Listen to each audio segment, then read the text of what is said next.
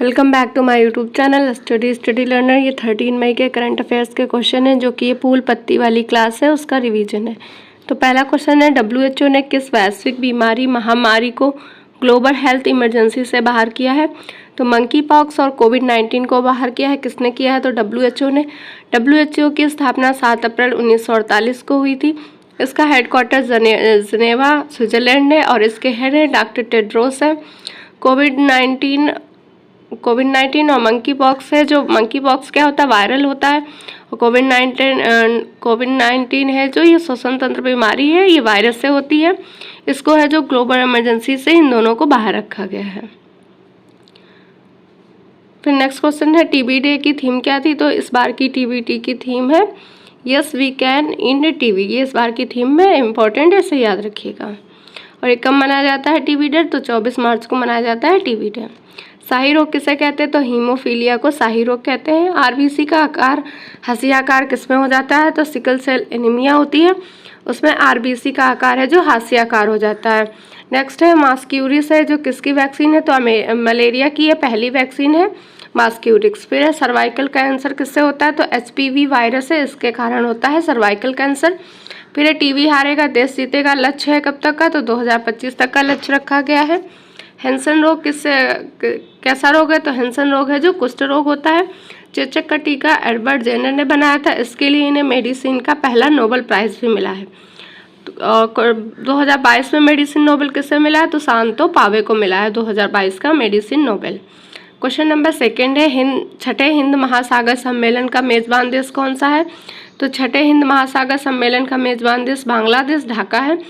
और ये है जो पहली बार 2016 में ये सम्मेलन हुआ था। कब हुआ था? तो 2016 में हुआ था। इस बार की थीम क्या है? तो शांति और समृद्धि इसकी थीम है। रूस और यूक्रेन संघर्ष के कारण ये थीम रखी गई है। और इसे स्टार्ट किसने किया है? तो शेख हसीना है वहाँ की PM, बांग्लादेश की, इन्होंने इसको स्टार्ट किया है। नेक्स्ट है बांग्लादेश के बारे में और भारत और बांग्लादेश के बीच में क्या क्या है? तो मैत्री पाइपलाइन है जो भारत और बांग्लादेश के बीच में है। बांग्लादेश की मुद्रा है जो टका है। मैत्री एक्सप्रेस हो गई, मिताली एक्सप्रेस है और बंधन एक्सप्रेस है, ये भी भारत और बांग्लादेश के बीच चलती है। बोंगो सागर और संप्रीति अभ्यास ये भारत और बांग्लादेश के बीच होते हैं। और बांग्लादेश को जो भारतीय राज्य से सीमा लगती है वो है पश्चिम बंगाल, मेघालय, असम की 2 बार इसकी सीमा लगती है, त्रिपुरा है और मिजोरम है। मिजोरम की मिनिमम सीमा लगती है। नेक्स्ट है भारत है जो सर्वाधिक मैक्सिमम अंतर्राष्ट्रीय सीमा किस देश के साथ बनाता है? तो अंतर्राष्ट्रीय सीमा है जो बांग्लादेश के साथ बनाता है। कितनी? तो 40,096 किलोमीटर बनाता है। 3 बीघा कॉरिडोर एग्रीमेंट किनके बीच हुआ? तो भारत और बांग्लादेश के मध्य हुआ था और ये 100वां संविधान संशोधन के द्वारा। नेक्स्ट क्वेश्चन है, 1971 में बांग्लादेश को अलग राज्य बनाया गया था। तो बांग्लादेश को अलग राज्य कब बनाया गया? तो 1971 में बनाया गया था। और ये बांग्लादेश किसका हेडक्वार्टर है? बांग्लादेश में है जो बिम्स्टेक का हेडक्वार्टर है। क्वेश्चन नंबर 3 है, राष्ट्रीय पोषण भी पढ़ाई भी कार्यक्रम किसने प्रारंभ किया है? तो स्मृति ईरानी ने प्रारंभ किया है। ये हैं जो महिला एवं बाल विकास मंत्री हैं। जो स्मृति ईरानी है कौन सी मंत्री हैं? महिला एवं बाल विकास मंत्री हैं। और ये जो कार्यक्रम है जो राष्ट्रीय पोषण भी पढ़ाई भी, ये कहाँ पे स्टार्ट होगा? तो आंगनबाड़ी में स्टार्ट होगा। इसके तहत है जो 0 से 6 वर्ष तक के बच्चे हैं उनको पोषण भी मिलेगा और पढ़ाई भी मिलेगा। पोषाहार किस आर्टिकल में? तो आर्टिकल 47 में पोषाहार है। और राजस्थान ने right to health bill pass किया है और पहला राज्य बन गया है। नेक्स्ट क्वेश्चन है, शिक्षा है जो समवर्ती सूची में राज्य सूची से कब करी गई थी? तो 42वें संविधान संशोधन 1976 के द्वारा। शिक्षा नीति किस समिति के आधार पर बनी है? तो कस्तूरी रंगन समिति के आधार पर। 86वां संविधान संशोधन 2002 में हुआ। इसके तहत है राइट टू एजुकेशन है जो फंडामेंटल राइट बना और इसके अंतर्गत है 21वां संविधान संशोधन के तहत जोड़ा गया ये वाला। फिर RT एक्ट 2009 में RT एक्ट कब आया? तो 2009 में आया था। लागू कब हुआ? लागू ये हुआ 1 अप्रैल 2010 से। तो RTE एक्ट कब आया था? 2009 में। लागू हुआ 1 अप्रैल 2010 से। क्वेश्चन नंबर 4 है, the race to net zero accelerating climate action in Asia and the Pacific किसने जारी की है?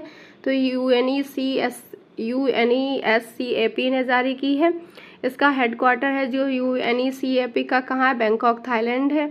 और ये एशिया प्रशांत क्षेत्र के लिए सामाजिक आर्थिक आयोग के द्वारा इसको बनाया गया है। किसके द्वारा? एशिया प्रशांत क्षेत्र के लिए किस आयोग के द्वारा? तो सामाजिक एवं आर्थिक आयोग के द्वारा। और इसमें है जो चक्रवात हवाएं, भूकंप, बाढ़, सुनामी, ग्लेशियर पिघल रहे हैं, ये किसके द्वारा पिघल रहे हैं? तो ग्रीन हाउस प्रभाव के द्वारा। नेट जीरो जहाँ पे आ जाता है उसका मतलब होता है एनवायरनमेंट से संबंधित या जलवायु परिवर्तन से संबंधित। फिर है IUCN, तो IUCN है रेड डाटा बुक जारी होती है इससे। हेडक्वार्टर्स का ग्लैंड स्विट्जरलैंड में है। स्थापना IUCN की 1948 में हुई थी। फिर UNFCCC, ये है जो क्लाइमेट चेंज को रोकने के लिए बनाया गया। इसकी स्थापना 1994 में की गई। हेडक्वार्टर्स का बॉन जर्मनी है। और जो इसकी क्लाइमेट से संबंधित बैठक होती है UNFCCC की, उसको कॉप कहते हैं। COP 27 का आयोजन है जो शर्म अल शेख मिस्र में हुआ। फिर है WWF, इसका पांडा प्रतीक चिन्ह है WWF का। फिर है UNEP, तो UNEP का स्थापना कब हुआ? तो UNEP की स्थापना 5 जून 1972 को हुई थी। पर्यावरण दिवस इसी दिन मनाते हैं, इसीलिए 5 जून को। और इसका हेडक्वार्टर नैरोबी केन्या है। फिर है पर्यावरण के लिए कौन कौन से कार्य हुए, ये लिखे हुए हैं। तो COP 28 कहाँ होगा? तो UAE में होगा। 27 वाला कहाँ हुआ है? शर्म अल शेख मिस्र में हुआ है। COP 15 है जो मॉन्ट्रियल कनाडा में हुआ। किससे संबंधित था? तो जैव विविधता से संबंधित था। PM प्रणाम है जो भूमि प्रदूषण को कम करने के लिए बनाया गया। मिस्टी योजना है जो मैंग्रोव वनस्पति के लिए है। मिशन लाइफ का फुल फॉर्म क्या है? तो मिशन लाइफ का फुल फॉर्म है लाइफ स्टाइल ऑफ एनवायरनमेंट। फिर है नेट जीरो कार्बन एमिशन कब तक का लक्ष्य है? तो 2070 तक का लक्ष्य रखा गया है। कार्बन उत्सर्जन में भारत है जो 45% की कमी करेगा। ऊर्जा में गैर जीवाश्म ऊर्जा में 40% की वृद्धि करेगा। पेट्रोल में कितने % है जो इथेनॉल मिलाने वाले हैं? तो 20%। इसको इम्पोर्टेंट है, इसे याद रखिएगा। क्वेश्चन नंबर 5 है इटली के लग्जरी ब्रांड गुच्ची ने किसे अपना वैश्विक ब्रांड एम्बेसडर नियुक्त किया है? तो आलिया भट्ट को इसने नियुक्त किया। ये पहली भारतीय सेलिब्रिटी हैं जिन्हें नियुक्त किया गया है ब्रांड एम्बेसडर के रूप में। और आलिया भट्ट को हाल ही में फिल्म फेयर अवार्ड मिला था। किसके लिए? तो गंगूबाई काठियावाड़ी के लिए। और गंगूबाई काठियावाड़ी को सर्वश्रेष्ठ फिल्म के लिए भी अवार्ड मिला है। विश्व में सर्वाधिक आबादी वाला देश भारत, तो भारत की सबसे पॉपुलर एक्ट्रेस किसे माना गया है? तो दीपिका पादुकोण को माना गया है। सेवलॉन का हैंड एम्बेसडर कौन है? तो सचिन तेंदुलकर है। बॉक्सिंग चैंपियनशिप का एम्बेसडर फरहान अख्तर और MC मैरी कॉम है। ICCI का ब्रांड एम्बेसडर सूर्य कुमार यादव को बनाया गया है। पेप्सिको का रणवीर सिंह को। हर्बालाइफ के स्मृति मंधाना एम्बेसडर हैं। पूमा इंडिया हरमनप्रीत कौर हैं। यूनिसेफ का है जो आयुष्मान खुराना को बनाया गया था। यूनिसेफ का किसे बनाया गया? तो आयुष्मान खुराना को। क्वेश्चन नंबर 6 है सर्वोच्च न्यायालय ने दिल्ली सरकार को IAS और सभी सेवाओं पर नियंत्रण किस अनुच्छेद के तहत प्रदान किया है? तो आर्टिकल नंबर 239 AAA है। और कौन सा संविधान संशोधन के तहत? तो 69वां संविधान संशोधन हुआ था 1991 में।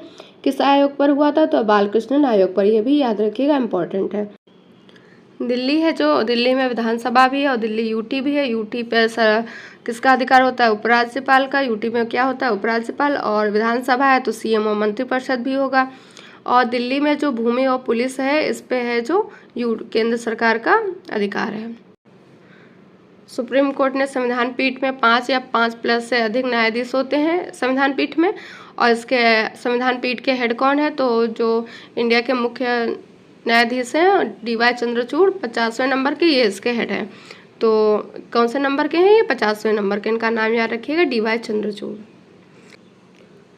अंतर्राष्ट्रीय नर्स दिवस कब मनाया? 2023 वाला। तो ये 12 मई को मनाया जाता है। फ्लोरेंस नाइटिंगेल का बर्थडे पर इसको मनाया जाता है। फ्लोरेंस नाइटिंगेल को लेडी विद लैम्प भी कहा जाता है। थीम क्या है अंतर्राष्ट्रीय नर्स दिवस की? तो थीम है हमारी नर्स हमारा भविष्य।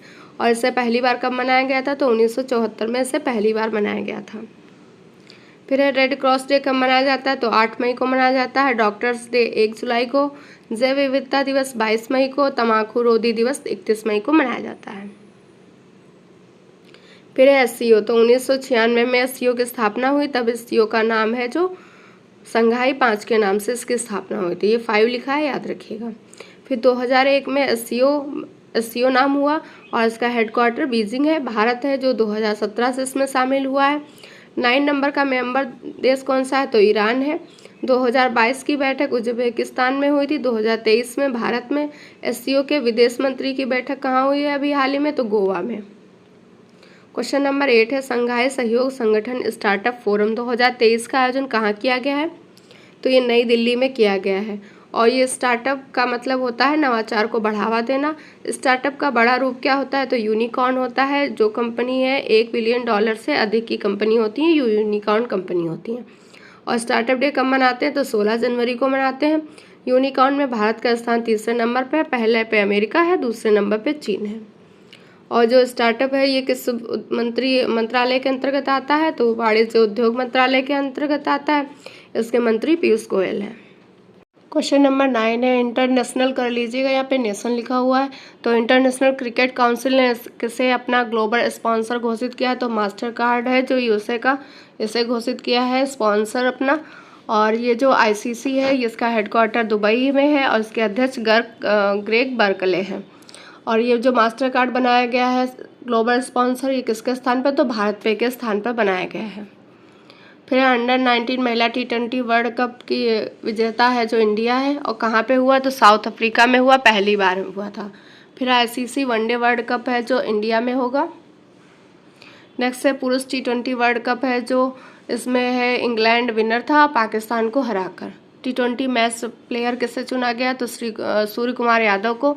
वनडे के player of the match Babar Azam है जो पाकिस्तान के हैं। टेस्ट में है जो ब्रेन स्टोक को, ये इंग्लैंड के हैं।